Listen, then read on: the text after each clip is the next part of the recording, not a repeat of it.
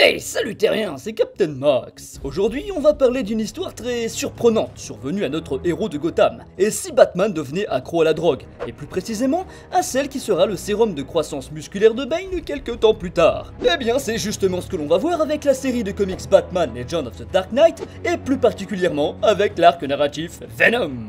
Bang!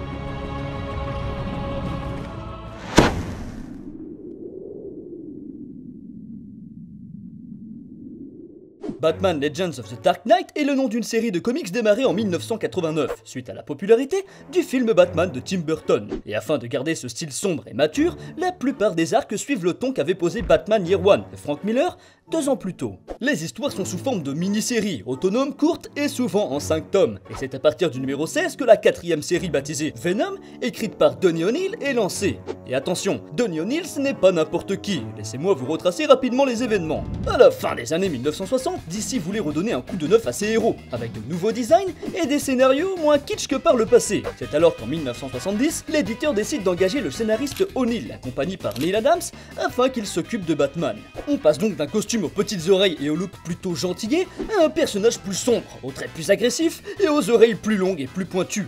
De plus, ces histoires n'ont plus rien de loufoque et Bruce Wayne devient le héros torturé que l'on connaît si bien. Cette période est encore aujourd'hui considérée comme l'une des plus prolifiques et des plus importantes de son histoire. Parce que oui, avant elle, les super-héros d'ici étaient toujours capables psychologiquement d'affronter les pires situations et s'élevaient alors au rang de dieu. Et maintenant que vous savez qui est Donny O'Neill, on peut enfin revenir à l'histoire de Batman Venom.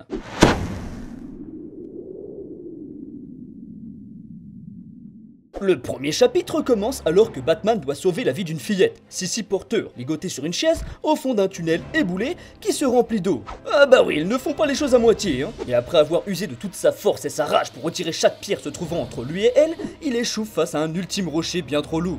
Se sentant coupable de sa mort, Bruce Wayne retrouve alors le père de la petite, le docteur Randolph Porter, afin de s'excuser. Ce dernier lui propose de se faire pardonner en acceptant de tester sa création, une drogue de super soldat développée à l'origine pour lutter contre la criminalité de Gotham et financée par l'armée. Mais le docteur avait conçu une version mentale de ce produit, non seulement pour améliorer les capacités physiques, mais aussi psychologiques, tout en réduisant les attaches émotionnelles du patient. Comme ça, pas de problème de culpabilité et plus aucune limite. Et c'est après avoir avalé la première pilule que Batman reprend sa croisade de lutte contre le crime. Mais sous l'effet de la drogue, il n'agit plus du tout comme le protecteur qu'il était. Bien plus fort physiquement, il déchire même ses vêtements à cause de sa prise de masse. Mais il est surtout bien plus violent avec ses adversaires, n'hésitant pas à balancer un frigo à travers un mur de briques pour stopper une voiture. Ah oui, bah c'est sûr, hein, c'est une technique très directe, hein, à ce stade, le mec il fait plus de chichi, hein. Et la situation continue d'empirer jusqu'au moment où Porter se retrouve surveillé par la police. Il ordonne alors à Batman de tuer James Gordon afin que notre chauve-souris ait droit à sa dose quotidienne.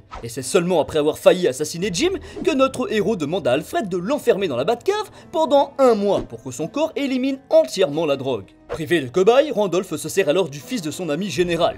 Le jeune homme se retrouve obligé de prendre sa dose régulière de cachet et fait de nombreuses séances de musculation. Et pour le rendre encore plus puissant, comme si ça suffisait pas, il lui greffe sous la peau une armure ultra résistante. Il est alors balafré de partout et arbore une apparence semblable au monstre de Frankenstein. Sympa. Mais pour être sûr que la nouvelle armure sous-cutanée fonctionne réellement, son père, le général, n'hésitera pas une seule seconde pour tirer sur son fils. Par chance, l'opération fut une réussite. En plus d'être transformé physiquement, il l'est aussi mentalement, devenant bien plus violent, surtout avec sa petite amie qui ne le reconnaît absolument plus. Et malheureusement pour elle, le jeune homme la tue lorsqu'elle voulait le quitter. De son côté, Bruce Wayne sort enfin de sa grotte avec une oh mon dieu, qu'est-ce que c'est que ça? Avec une pilosité extrême qu'il ne tardera pas à raser. Et heureusement, finalement Batman et le nouveau soldat s'opposeront dans un décor de rêve, sur la plage, mais notre chauve-souris se fera écraser par la puissance de son adversaire. Non, en fait, il s'est bien débattu, mais au bout d'un moment, un traître l'a poussé dans le dos.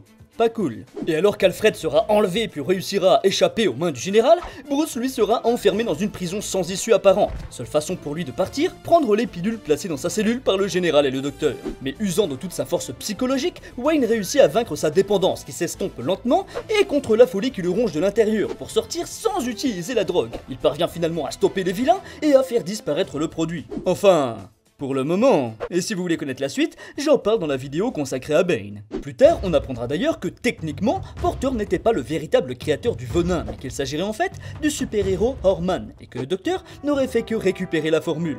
Ah, et tiens, dernière chose que j'ai failli oublier de vous dire à propos de Randolph Porter.